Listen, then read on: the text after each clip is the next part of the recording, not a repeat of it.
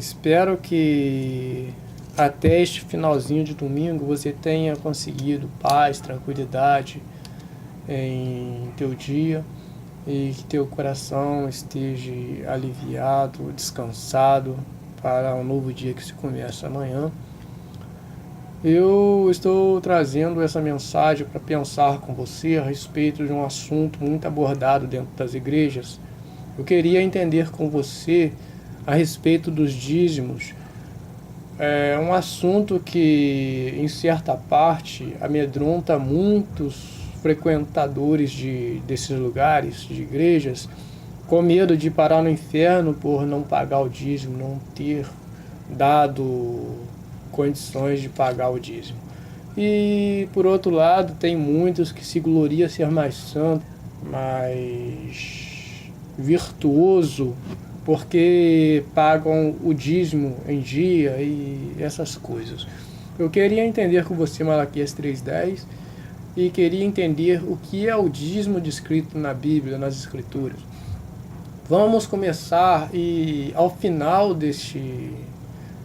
dessas leituras, eu tenho a certeza que você vai conseguir compreender Malaquias 3:10. O que era o dízimo descrito na Bíblia? Deuteronômio 14:22 e o verso 28.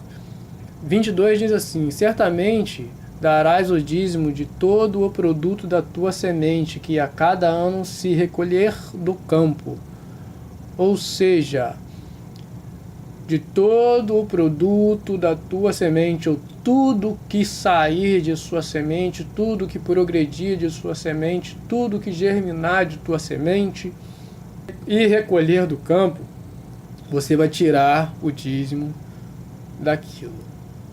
É semente, produto do campo. 28. Ao fim de cada terceiro ano levarás todos os dízimos da tua colheita do mesmo ano e os depositarás dentro das tuas portas. O que é o dízimo? Produto da sua semente que se recolherá do campo. Os dízimos da tua colheita, ou algo que você planta, que você colhe. Você não planta dinheiro, você não colhe dinheiro, você não rega dinheiro, então dízimo definitivamente não era dinheiro. Quem dava o dízimo, quem recebia o dízimo, por que dava, por que recebia o dízimo? Vamos ver essa mensagem em Números capítulo 18. Vamos ler o verso 20 até o 24. 20. Disse também o Senhor a Arão: na sua terra herança nenhuma terás, e no meio deles nenhuma porção terás. Eu sou a tua porção e a tua herança entre os filhos de Israel. Eis que aos filhos de Levi tenho dado todos os dízimos em Israel, por herança pelo serviço que prestam, o serviço da tenda da revelação. Esse 22 não precisava nem passar daqui, já dá para entender. Eis que aos filhos de Levi, aos levitas, aos descendentes de Jacó, nascido na tribo de Levi, tenho dado todos os dízimos em Israel. No Brasil? Não, em Israel. Nos Estados Unidos? Não, em Israel. Por herança, pelo serviço que prestam. Ou seja, eles recebiam o dízimo de Israel, em Israel, pelo um serviço que prestavam. Qual o serviço? O serviço da tenda da revelação. 22. Ora, nunca mais os filhos de Israel se chegarão à tenda da revelação, para que não levem sobre si o pecado e morra. Mas os levitas farão o serviço da tenda da revelação, e eles levarão sobre si a sua iniquidade. Pela vossa geração estatuto perpétuo será, e no meio dos filhos de Israel nenhuma herança terá. Ou seja, é estatuto perpétuo, ou seja, para sempre. No meio dos filhos de Israel nenhuma herança terá. O dízimo era porque eles não tiveram parte das terras prometidas. Quando eles entraram na terra prometida, o povo de Levi, a tribo de Levi, não recebeu parte e herança como o resto de Israel. Por isso eles tinham a herança do dízimo. Os dízimos que os filhos de Israel oferecem ao Senhor, Ou seja, não é toda a nação, não é todo o povo brasileiro, todo o povo americano, afrodescendente, todos os filhos de Israel oferecem ao Senhor em oferta alçada. Eu os tenho dado por herança aos levitas. Ou seja, o dízimo era oferecido por Israel e dado como herança aos levitas. Porquanto eu lhes disse que nenhuma herança teria entre os filhos de Israel. Ou seja, porque eles não tiveram herança ao entrar na terra prometida. Quem, além dos sacerdotes e levitas, usufruía do dízimo? Deuteronômio 26, verso 11 e 12. Verso 11 diz: E te alegrarás por todo o bem que o Senhor teu Deus te tem dado a ti e a tua casa, tu e o levita, e o estrangeiro que está no meio de ti. Ou seja, aqui o estrangeiro já entra. Quando acabares de separar todos os dízimos da tua colheita do terceiro ano, que é o ano dos dízimos, dar-lo-ás aos levitas, aos estrangeiros, aos órfãos e às viúvas, para que comam dentro das tuas portas e se fartem. Dos estrangeiros, porque Israel foi estrangeiro na terra do Egito. Dos órfãos e viúvas, porque não tem ninguém por eles, e Deus zela por essas pessoas.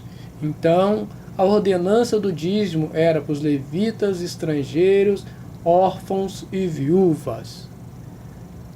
Não era para nenhum líder religioso fora de Israel. Levita era até um líder religioso dentro de Israel.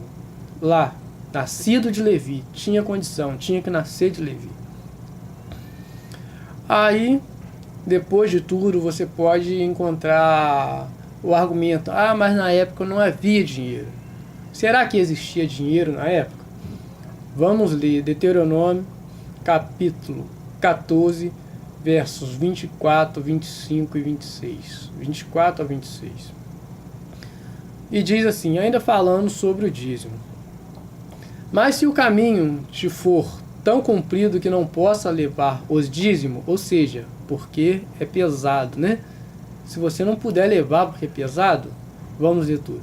Mas se o caminho for tão comprido que não possa levar os dízimos por estar longe de ti, o lugar que o Senhor teu Deus escolher para ali, por o seu nome, quando o Senhor teu Deus te tiver abençoado, então venda-os, ata o dinheiro na tua mão, e vai ao lugar que o Senhor teu Deus escolheu. Você não vai vender dinheiro por dinheiro. Aqui ele está falando que era para vender algo por dinheiro, os produtos da terra por dinheiro. Então naquela época já existia o dinheiro. E vamos continuar ouvindo e lendo, né? E vamos entender. E aquele dinheiro dará por tudo que desejares, por bois, por ovelhas, por vinho, por bebida forte, e por tudo o que te pedir a tua alma. Comerás ali, perante o Senhor teu Deus, e te regozijará tu e a tua casa. Vamos ler também em Gênesis 37, 28, muito antes dessa mensagem dos dízimos. 28 do capítulo 37 de Gênesis. Ao passarem os negociantes midianitas, tiraram José alçando-o da cova e venderam-no por 20 ciclos de prata aos ismaelitas, os quais o levaram para o Egito. Ou seja, muito antes de Moisés dar a ordenança dos dízimos, já existia dinheiro. O próprio José, que foi o primeiro a ir para o Egito, né, onde formou-se aquela imensa nação dentro do Egito, ele foi vendido por dinheiro, por 20 ciclos de prata. Então já existia o dinheiro. Aí, se você parar para pensar, eles vão argumentar, mas o dízimo de Melquisedeque é muito antes da lei. Vamos entender o que é o dízimo de Melquisedeque. Gênesis, capítulo 14, verso 20. E bendito seja o Deus Altíssimo que entregou os teus inimigos em suas mãos. Abraão lhe deu o dízimo de tudo. Bom, Melquisedeque se apresenta a Abraão e falando que ele era abençoado de Deus que entregou os inimigos de Abraão na mão de Abraão. E Abraão deu o dízimo de tudo. Mas vamos ver que dízimo é esse que Abraão deu? Hebreus 7, 4 e 5. Diz assim: Considerai, pois, quão grande era este que até o patriarca Abraão deu o dízimo dentre os melhores despojos. No 4 você já pode entender que ele não deu o dízimo de nada que era dele. Ele deu dos despojos de guerra, tudo que ele tomou dos reis. Ele tomou dos reis das matanças, das guerras, e deu a sobra que era dos reis. Ele não deu de si próprio. Vamos ler o 4 e o 5 para entendermos bem. Considerai, pois, quão grande era este, a quem até o patriarca Abraão deu os dízimos dentre os melhores despojos. E os que dentre os filhos de Levi recebem o sacerdócio têm ordem, segundo a lei, de tomar os dízimos do povo, isto é, dos seus irmãos, ainda que estes também tenham saído dos lombos de Abraão. Tem ordem segundo a lei. Tem ordem segundo a lei. Os levitas têm ordem segundo a lei, ainda que sejam israelitas, ainda que tenham saído do lombo de Abraão. E depois desse dízimo que Abraão deu a Melquisedeque, dos roubos, se isso virasse costume, eu teria que sair matando, roubando para poder dizimar. Porque foi o que foi feito ali. Abraão foi, matou os reis, tomou o que era dos reis, voltou e deu aquilo que ele tinha tomado para Melquisedeque. Então, se o dízimo de Melquisedeque fosse isso, eu deveria sair matando os outros, pegando dinheiro e dar. E outra, Abraão deu dízimo uma vez. Depois disso, aquilo não virou prática. Depois daquilo ali, não virou costume. Se tivesse virado costume, o filho de Abraão tinha dado, o filho do filho de Abraão tinha dado e não deu. Vamos ver isso em Gênesis capítulo 28, versos 20, 21 e 22. Que é o sonho que o neto de Abraão, Jacó, ele teve e viu a escadaria e ele fez uma promessa a Deus ali. 20, 21 e 22. Fez também Jacó um voto, dizendo: se Deus for comigo e me guardar neste caminho que vou seguindo, e me der pão para comer, e me der veste para vestir, e de modo que eu volte em paz à casa de meu pai, e se o Senhor for o meu Deus, então essa pedra que tenho posto como coluna será a casa de Deus. E de tudo quanto me deres, certamente te darei o dízimo. Ou seja, não virou ali o Jacó estava prometendo, se a partir dali Deus fosse Deus dele e fizesse o que? Desse comida para ele comer, desse veste para ele vestir, levasse ele em paz e ele retornasse em paz, em segurança à casa dos seus pais, ele ia dar o dízimo de tudo. Mas nem sabemos se deu. Deve ter dado, mas não sabemos se deu. Ali ele fez um acordo com Deus. Deus, você tem que me fazer vestir, você tem que me dar de comer, tem que me levar em segurança, me trazer em segurança, aí eu te dou o dízimo. Isso significa que dízimo de Melquisedeque não virou dízimo, não virou uma regra, não virou algo que era feito frequentemente. Aquele dízimo de Melquisedeque era dos despojos de guerra. Vamos tentar entender um pouco de Malaquias 3:10. Malaquias 3:10. Trazei todos os dízimos à casa do tesouro, para que haja mantimento em minha casa. Ou seja, trazei todos os dízimos à casa do tesouro, para que haja mantimento em minha casa. Não é para que haja dinheiro para comprar mantimento, não? Para que haja mantimento? Ou será que a pessoa vai comer o dinheiro? Pô, estranho. trazeis todos os dízimos na casa do tesouro, para que haja mantimento na minha casa.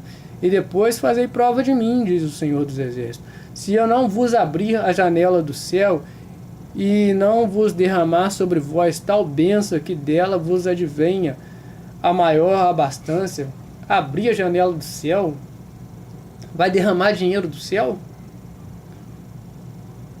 Mas presta atenção, se eu não vos abrir a janela do céu, ou seja, vai abrir-se algo no céu, e não derramar sobre vós tal bênção, que dela vos advenha a maior abastança, que dessa bênção vai sair algo para abastecer eles.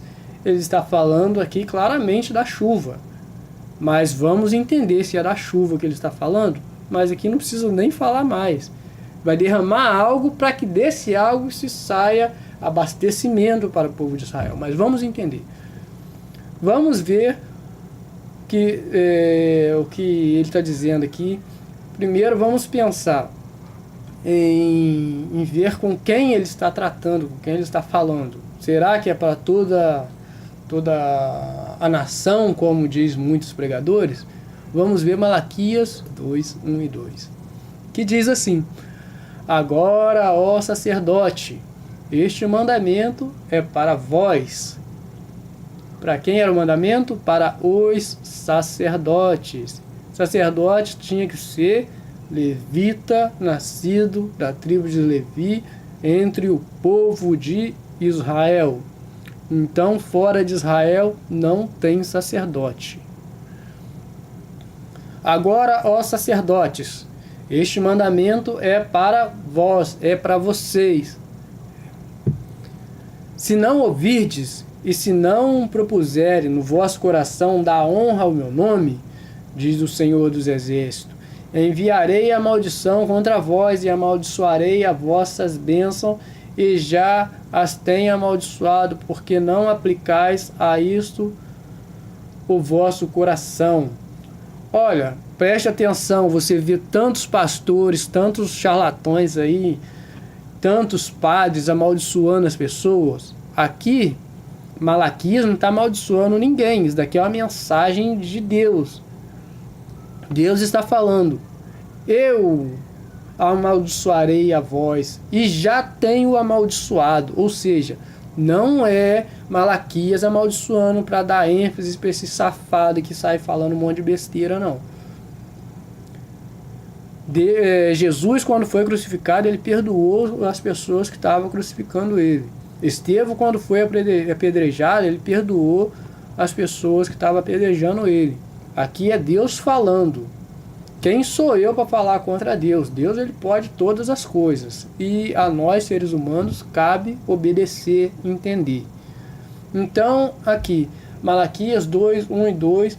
Agora, ó sacerdote, esse mandamento é para vós ou para vocês. Vamos entender o texto de Malaquias e identificar o que ele está falando? Vamos ler Malaquias 3, de 5 ao 12, e vamos chegar a um consenso comum. Vamos entender o que ele está dizendo. E chegar-me-ei a vós para juízo, e serei uma testemunha veloz contra os feiticeiros, contra os adúlteros, contra os que juram falsamente, contra os que desfraudam o trabalhador em seu salário, e a viúva e o órfão, e que pervertem o direito dos estrangeiros, e não me temem, diz o Senhor dos Exércitos. Ou seja, aqui estava acontecendo coisas graves. As viúvas que tinham direito ao dízimo estavam passando fome, os órfãos que tinham direito às viúvas estavam passando fome, os estrangeiros que tinham direito também ao dízimo, estavam passando fome. Mas por que ele não colocou dos sacerdotes e dos levitas? Porque os sacerdotes estavam recebendo, mas não estavam repassando para os estrangeiros, para os órfãos, para as viúvas. Dinheiro? Não, eles não iam comer dinheiro. Pois eu, o Senhor, não mudo, por isso vós, os filhos de Jacó. Para você que não sabe, os filhos de Jacó é os israelitas. Jacó e Israel, é a mesma pessoa. Então ele está falando aqui para quem? Ó filhos de Jacó, ó filhos de Jacó, pois eu, Senhor, não mudo, por isso vós, ó filho de Jacó, não sois consumido. Ou seja, está falando ainda para Israel. Pois eu, o Senhor, não mudo, por isso vós, ó filho de Jacó, ficaria assim, ó filho de Israel, não sois consumidos. Desde os dias de vossos pais vos desviaste dos meus estatutos, e não os guardastes. Tornai para mim, e eu tornarei para vós, diz o Senhor dos Exércitos. Mas vós dizeis, em que haveremos de tornar? Ele está dizendo assim, desde os dias de vossos pais, vocês saíram dos meus estatutos, e não guardaste. Volta para mim, e eu voltarei para vocês, diz o Senhor dos Exércitos. Ele está falando para quem? Ó filhos de Jacó, ó filhos de Israel, vocês desde o tempo dos seus pais têm desviado dos meus estatutos, vocês não têm guardado. Volta para mim, volta para minha lei, para meus estatutos, que eu me tornarei, eu voltarei para vocês. Roubará o homem a Deus? Isso daqui muita gente fala que o povo estava conversando com Deus e perguntou: para de seguir a cabeça desse povo, porque se você ler desde o começo, você vê que é a mesma questão, é Deus falando com eles. Roubará o homem a Deus? Deus perguntou para eles e já respondeu: desde os dias de vossos pais, vós desviaste dos meus estatutos, e não os guardaste. Tornai para mim, e eu tornarei para vós, diz o Senhor dos Exércitos. Mas vós me dizeis. Ele não é ninguém falando, ele falando o que eles têm dito, né? Ele dizendo o que ele tem dito. Em que havemos de tornar? Roubará, pois, o homem a Deus? Todavia vós me roubais, e dizeis, em que te roubamos? Nós dízimos e nas ofertas alçadas. Vós sois amaldiçoados com a maldição, porque a mim me roubais. Sim, vós, esta nação toda. Em que os sacerdotes estavam roubando a Deus? Eles não estavam repassando o dízimo, ou seja, estavam roubando o dízimo de Deus. Porque até os levitas e os sacerdotes tinham que tirar uma parte para dividir com os órfãos, viúvos e os necessitados, órfãos, viúvos e estrangeiros. E eles não estavam fazendo. É o que Deus está dizendo até aqui. Vós sois amaldiçoados com maldição, porque a mim me roubais. Sim, vós, esta nação toda. Trazei todos os dízimos à casa do tesouro, para que haja mantimento na minha casa. E depois fazei prova de mim, diz o Senhor dos Exércitos. Se eu não vos abrir a janela do céu e não derramar sobre vós tal bênção, que dela vos advém a maior abastança, também por amor de vós reprovarei o devorador, e ele não destruirá os frutos da vossa terra. Ou seja, chegamos aqui. Olha, se eu não derramar uma bênção tal, que dela vai surgir a maior abastança, vocês vão ficar abastecidos, e por amor de vós eu vou repreender, não é demônio, era uma praga que devorava a lavoura, o devorador. Se não repreender o devorador, para que ele não destrua os frutos da vossa terra, ou seja, vai derramar chuva, da chuva vai regar a terra, para que os frutos da terra nasçam saudáveis e aquela terra seja uma terra fértil. Isso é o que está dizendo em Malaquias 3:10. Também por amor de vós repreenderei o devorador, e ele não destrua os frutos de vossa terra. Bom, se o dízimo fosse mesmo dinheiro e esse devorador fosse o demônio, como diz aí nas religiões, o seu dinheiro é fruto da terra. Você plantou ele, você colheu ele, você regou ele, você dependeu da chuva para ele crescer? Creio que não.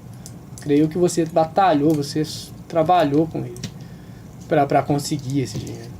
Então, aqui necessariamente não está falando de dinheiro, está falando de Deus ia fazer chover bênção para aquele povo, o povo que planta, água, chuva. Vai fazer uma plantação de qualquer coisa que necessita de água lá no Nordeste para ver se você vai ser abençoado, você não vai passar fome. Então aqui, para aquele povo que vivia da agricultura, a chuva é uma bênção. E da chuva advinha maior abastecimento, abastância. E por amor de vós repreenderei o devorador. E com aquela abastância, a terra verde de hortaliças, de alimento, Deus precisava repreender o gafanhoto para não lá ir comer, para não devorar os alimentos. Então, Malaquias 3:10 não está falando de dinheiro, está falando literalmente de chuva, está falando literalmente de semente, de plantio e de colheita, de algo comível, plantável, não é dinheiro. E ele não destruirá os frutos de vossa terra, nem as vossas vides no campo. Aí, não precisou nem falar mais. Nem a vossa vide dos campos lançará o teu fruto antes do tempo. Diz o Senhor dos Exércitos. Ele estava falando de frutos, de coisas plantáveis, hortaliças, frutos da videiras, frutos. E toda a nação vos chamarão de bem-aventurado, porque vós sereis uma terra deleitosa, diz o Senhor dos Exércitos. Vós sereis uma terra desejável, uma terra fértil. Dinheiro não nasce da terra. Para quem era essa mensagem? Nós lemos que era para os sacerdotes. Mas vamos ver se ela continuou para os outros países, para as outras terras, outras nações. Malaquias 4:4. Lembrai-vos da lei de Moisés, meu servo, a qual lhes mandei em Horebe para todo o Israel, a saber, estatutos e ordenança. E uma dessas ordenanças era o dízimo, para que o povo levita não passasse fome. Então, alguns podem tentar argumentar que no Novo Testamento também tem o mandado de dízimo. Jesus mandou dar o dízimo no Novo Testamento. Para entendermos isso, vamos ler Mateus 23:23. Ai de vós, escribas, fariseus hipócritas, porque dais o dízimo do hortelã, do endro e do cominho, e tendes omitido o que há de mais importante na lei, a saber, a justiça, a misericórdia e a fé. Estas coisas, porém, deveis fazer, sem omitir aquelas. Bom, Jesus não está pedindo dízimo, ele está repreendendo os escribas e fariseus, porque era hipócrita. Eles davam o dízimo da hortelã, do endro e do cominho, e não prestava, não colocava o coração e omitia as coisas mais importantes da lei, que era a justiça, a misericórdia, a fé. Então Jesus cumprimenta. Deveis fazer essas coisas sem omitir aquelas. Mas ele estava falando, ai de vós, escribas e fariseus, povo Israel. Ai de vós, escribas e fariseus, hipócritas. O povo de Israel tinha que oferecer ou dizimar, porque ainda se mantinha a lei. Isso não é o Novo Testamento. Senão Jesus não estava falando para aquelas pessoas cumprirem a lei. O Novo Testamento não estava vigorando ainda. E ele estava falando com o povo de Israel, escribas e fariseus, que são israelitas. Por que eu estou falando que não era Novo Testamento ainda? Porque Jesus estava andando sobre a terra. O Novo Testamento tem valor com a morte do testador. Um testamento só é válido com a morte do testador. Jesus, ele selou a aliança que ele fez com o seu sangue. Então, o Novo Testamento começa na morte de Jesus. E se pararmos para prestar atenção, vamos ver Paulo falando a esse respeito. Hebreus 9, 11 ao 22. Mas Cristo, tendo vindo como sumo sacerdote dos bens já realizados, por meio de maior e mais perfeito tabernáculo, não feito por mãos, isto é, não desta criação, e não pelo sangue de bode e de novilho, mas por seu próprio sangue, entrou uma vez por todas no lugar santo, havendo obtido uma eterna redenção. Nesse 12 aqui podemos ver, não pelo sangue de bodes e novilho, mas pelo seu próprio sangue.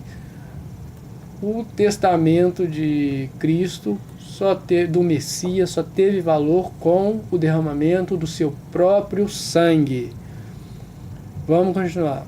Porque se a aspersão do sangue de bode, de touro e de cinza de uma novilha santifica ou os contaminados, quanto à purificação da carne, quanto mais o sangue de Cristo, que pelo Espírito Eterno se ofereceu a si mesmo, imaculado a Deus, purificará das obras mortas a vossa consciência para servir um Deus vivo. Ou seja, o Novo Testamento só teve valor com a morte de Cristo. Mateus 23, 23, ele está vivo, então não é Novo Testamento. Continuando.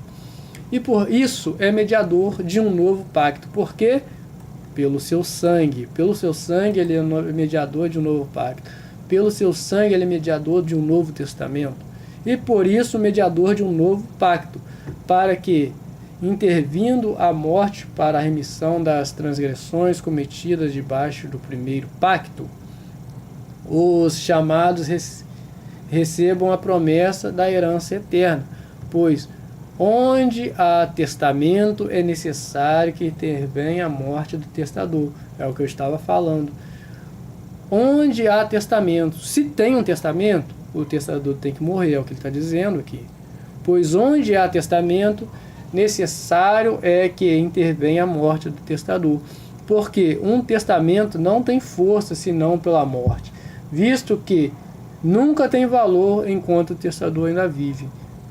Paulo disse que nunca tem valor enquanto está vivo o testador. Jesus, Mateus 23, 23, está vivo. Não era Novo Testamento. Era Antigo Testamento. E ele falando para israelitas, então eles tinham que dar o dízimo. Pelo que nem o primeiro pacto foi consagrado sem sangue. Porque havendo Moisés anunciado a todo o povo todos os mandamentos segundo a lei, tomou o sangue dos novilhos e dos bodes com água, lã, púrpuras e isopo, e aspergiu tanto no próprio livro como em todo o povo, dizendo: este é o sangue do pacto que Deus ordenou para vós. Semelhantemente aspergiu com o sangue também o tabernáculo e todos os vasos dos utensílios sagrados. E quase todas as coisas, segundo a lei, se purificam com o sangue. E sem derramamento de sangue não há remissão. Ou seja, a remissão por Jesus é só com a remissão. E quase todas as coisas, segundo a lei, se purificam com sangue. E sem derramamento de sangue não há remissão. Ou seja, a remissão de Jesus foi pelo seu sangue. O perigo em não buscar entendimento e viver sobre o véu de Moisés. O perigo de não buscar entendimento e viver sobre o véu de Moisés. Hebreus 8, 6 ao 12 e Hebreus 9, 1. Mas agora alcançou ele mistério tanto mais excelente, quanto é mediador de um melhor pacto, ao qual está firmado sobre melhor promessa. Ou seja, ele está falando aqui que tinha dois pactos. Um é melhor que o outro, e Jesus fazia um e tinha um outro. Pois se aquele primeiro fora sem defeito, nunca se teria buscado lugar para o segundo. Ou seja, o primeiro pacto tinha defeito, era defeituoso e teve necessidade de um segundo. Porque, repreendendo-os, diz: eis que virão dias, diz o Senhor, em que estabelecerei com a casa de Israel e com a casa de Judá um novo pacto. Não segundo o pacto que fiz com seus pais nos dias em que os tomei pelas mãos para tirar a terra do Egito. Pois não permaneceram naquele pacto, meu pacto, e eu para eles não atentei, diz o Senhor. Ora, este é o pacto que farei com a casa de Israel, depois daqueles dias, diz o Senhor. Porei as minhas leis no seu entendimento, e em seu coração as escreverei. Eu serei o seu Deus, e eles serão o meu povo. E não ensinará cada um ao seu concidadão, nem cada um ao seu irmão, dizendo: conhece ao Senhor, porque todos me conhecerão, desde o menor até o maior. Porque serei misericordioso para com a sua iniquidade, e dos seus pecados não me lembrarei mais. Dizendo: novo pacto, ele tornou antiquado o primeiro, e o que se torna antiquado e envelhece, perto está de desaparecer. Até aqui, o que ele está dizendo o quê? Que o pacto de Cristo é diferente do de Moisés. De Moisés era falha, tinha falha. E no 13 ele disse que se tem um novo pacto, logo o primeiro foi antiquado e tem que desaparecer. Ele tem que desaparecer. Se você vive nas ordenanças de Moisés, que é a ordenança do dízimo, a ordenança de templo, se você leu o 9, você vai continuar, você ainda simplesmente não encontrou o novo pacto, que é Jesus. É o que ele está dizendo aqui. Se você segue o sacerdócio de Jesus, logo você deixa o sacerdócio levítico. Se você segue o sacerdócio levítico, logo você tende a deixar o sacerdote de Jesus. Ora, também o primeiro pacto tinha no passado. Ora, também o primeiro pacto tinha a ordenança de serviços sagrados e um santuário terrestre. Ou seja, se você ler o 9, ele vai falar até contra o santuário, mas não é esse o ponto. Eu quero falar com você que um pacto anula o outro. Se você ainda tem em seu coração um pacto levítico, necessariamente o pacto de Jesus, ele está enfraquecido em seu coração. Vamos ler Paulo ainda nos ensinando a esse respeito. Em 2 Coríntios 3, verso do 14 ao 18, diz assim: mas o entendimento lhes ficou endurecido, pois até o dia de hoje a leitura do velho pacto permanece o mesmo véu, não lhe sendo revelado que em Cristo ele é abolido, ou seja, o velho pacto, a velha aliança, as velhas ordenanças, seja ela de dízimo ou de qual for, em Cristo foi abolido, foi retirado, foi removido. Mas, irmão, você está dizendo que eu não tenho que cumprir a lei? O Evangelho, ele é superior a qualquer lei. O Evangelho, você cumprindo o Evangelho, todas as leis divinas, você vai cumprir, sem necessidade de estar pensando nelas. Vamos ler. Sim, até o dia de hoje, sempre que Moisés é lido, um véu está posto sobre o coração deles. Contudo, convertendo-se um deles ao Senhor, é-lhe tirado o véu. Ou seja, quando a pessoa realmente se converte a Cristo ou a Jesus ou a Yeshua, o véu de Moisés, ele some do coração. Você esquece as coisas de Moisés, os ensinamentos de Moisés, porque o de Jesus é superior. De Moisés era fraco, fálido e era transitório. Jesus é eterno e é o perfeito. Ora, o Senhor é Espírito, e onde há o Espírito do Senhor, aí há liberdade, não proibição. Você não pode isso, liberdade para você pensar, refletir. Mas todos nós, com o rosto descoberto, refletindo como um espelho a glória do Senhor, somos transformados de glória em glória, na mesma imagem, como pelo Espírito do Senhor. 2 Coríntios 4, 1 ao 4. Pelo que, tendo este mistério, assim como já alcançamos misericórdia, não desfalecemos. Pelo contrário, rejeitando as coisas ocultas, que são vergonhosas, não andando com astúcias, nem adulterando a palavra de Deus, mas pela manifestação da verdade. Nós nos recomendamos a consciência de todos os homens diante de Deus. Mas se ainda o nosso evangelho está encoberto, e naqueles que se perde está encoberto. Esse 3 aqui, se parar para pensar, tudo que ele disse até aqui. Mas se ainda o nosso evangelho está encoberto, é naqueles que se perde que está encoberto. Se você não entendeu que quando você tem um pacto é porque o outro já ficou fraco, frágil, inútil, quando você conhece a Jesus, o Messias, a salvação do Evangelho, a lei de Moisés já ficou enfraquecida, já tinha que ser tirado, ele diz no 3, mas se ainda esse Evangelho está com um véu, é naquele que está se perdendo, que está encoberto. Então há necessidade de tirarmos, de entendermos realmente o Evangelho de Cristo. E ele coloca mais, que ainda tem um obstáculo para você não entender o Evangelho. Verso 4. Nos quais o Deus desse século cegou o entendimento dos incrédulos para que lhes não resplandeça a luz do Evangelho da glória de Cristo, a qual é a imagem de Deus. Então, eu tenho a certeza que você viu que esse ponto do dízimo não é para você. Malaquias 3,10, ele não está falando de dinheiro. Dízimo de Melquisedeque era de roubo, que ele matou os reis e tomou os despojos dele. E Paulo disse que se você conhece Jesus, você deixa as coisas de Moisés de lado, porque era coisa transitória.